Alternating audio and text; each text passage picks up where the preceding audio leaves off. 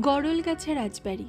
প্রথমবার যখন এই নামটা শুনি একটাই প্রশ্ন মাথায় আসে, এমন অদ্ভুত নাম এলো কোথা থেকে? গড়ল মানে বিষ আর গাছা মানে গাছ। শোনা যায় এখানে একসময় ছিল বিষাক্ত গাছের ঝোপ জঙ্গল, সেখান থেকেই নাম গড়লগাছা। ডানকুনিতে এই রাজবাড়ি প্রায় 250 বছরের পুরনো। গল্পটা শুরু হয় 1767 সালে, যখন মণ্ডল পরিবার এখানে এসে বসতি করে।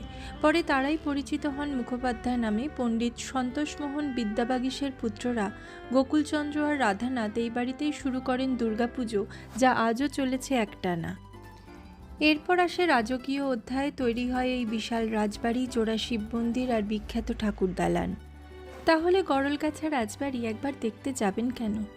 আমাদের চারপাশের পুরনো ইতিহাস দ্রুত কালের গর্ভে হারিয়ে যাচ্ছে, তাই যা কিছু এখনও টিকে আছে তাকে ছুঁয়ে দেখা ও জানার জন্য একবার অবশ্যই যাবেন।